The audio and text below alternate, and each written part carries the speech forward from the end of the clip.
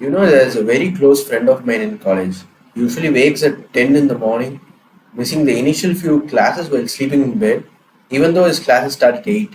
He doesn't even hear the sound of his alarm on his phone, which is so loud and annoying that my neighboring roommates don't dare sleep after it rings. Because starting the day on a frustrating note would be unavoidable. He slowly wakes up, scanning his environment with one eye closed and the other semi open. You might wonder what he's looking for. Guess what? His phone, of course. Then he checks the time, realizes he has already missed 2 to 3 classes, and jumps out of bed in haste. He grabs the pants he's been wearing for the past week and runs to class. By the time he arrives, he is panting, trying to catch his breath. He can feel the heat from his feet crawling up his legs, boiling his blood, and finally he utters the words, "May I come in, sir?" But guess what he does next? Already tired from running and sleeping, boredom enters the chat. Yet it's only been 15 to 20 minutes since he woke up. What do you think he does next? He slowly reaches into his pocket, pulls out his phone, and opens Instagram, watching reels for 2 hours straight. He comes back to his room feeling shitty and disgusted. But do you know what the worst part is? He doesn't even know why he feels that way.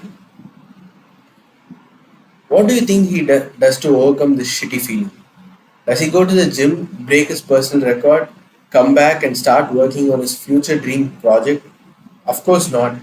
He plays video games until 3 a.m. in the morning and goes to sleep with overwhelming feelings of shittiness. Your problems may not exactly be like my friends, but you're not working on what you truly want to do and instead keep doing what you want to avoid, escaping boredom and pain through the illusion of pleasure. Your life requires immediate surgery. We as humans are not perfect, and that's a fact. If anything is true about us, it's that we are perfectly imperfect. Every single person, including you and me. However, an undeniable fact is that we are also highly rational and logical. And this is what we are going to use now to quit doing the things that don't serve us and start doing the things that will benefit us. The main problems that may be impacting you significantly are the social media apps that you use, the junk food that you eat, your own laziness, procrastination, and other bad habits. The issues with these bad habits is that they make you feel shitty and perpetuate a cycle where you continue engaging in these behaviors to escape that shitty feeling. You know which behaviors are not good for you, and you know the ones that can do wonders for you, but you don't just do them. If I told you there's a simple solution? Too simple, in fact, that you may not even consider implementing it because it seems trivial and petty, but I urge you to use it. It's called cues. If you're using your mobile phone a lot and that's the main source of distraction from the work you want to do, it's because the phone that is within your reach.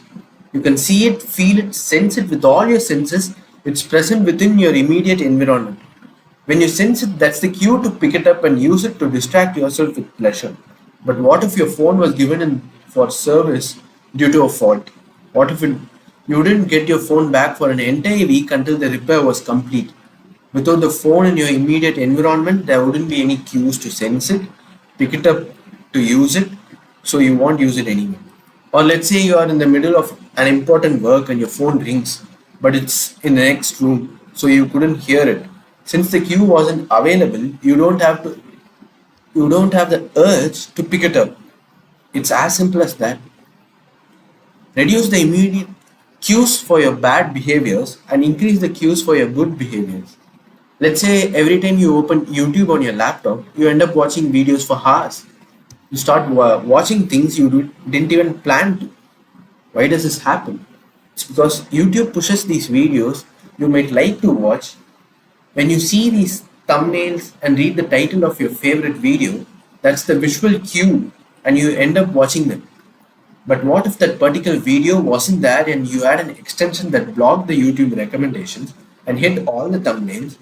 Do you think you would have still watched it? No. You would have watched what you originally intended to watch and closed the site because the queue wasn't available. There might be days when you work on your goals, project, or work only to drop them after the first few days. Why do you think you start working in the first place, and why do you think you stopped? You initially began the work because of some psychological pain which acted as the cue. Let's say you started working out at the gym because you hated being unfit. This hatred was the cue, but eventually, as the psychological pain lessens, the cue fades away. So, how do you achieve your goals using these cues? Here's how you can use your cues to do the work you should actually be doing. Stick your goals on your desk or on walls where you see them most of the day. Write down clear intentions and emotional and rational reasons for working on these goals. Post them on your desk or walls or even every corner of your room if possible. Make these cues visible everywhere, like having them as your computer or phone wallpaper. The more cues for an action, the higher the chances for doing it frequently. If you want to reduce your weight, take a photo of yourself in a shape you're unhappy with. Put it in your wall or set it as your wallpaper. This becomes a psychological cue for you to take action. If you want to drink more water, make more water available by placing filled bottles around your room. They'll serve as cues reminding you to drink more. These are all ideas taken from the works of James Clear. This approach can be applied to every single aspect of your life. So, how do you use these exact cues to break bad ones? So, how do you break your bad behaviors, reduce the cues in your immediate environment? That's the simplest way you can reduce your bad behaviors. Delete the apps that you don't want to use. Remove the video games you don't want to play. Leave your phone in the next room while working. Turn off the phone notifications.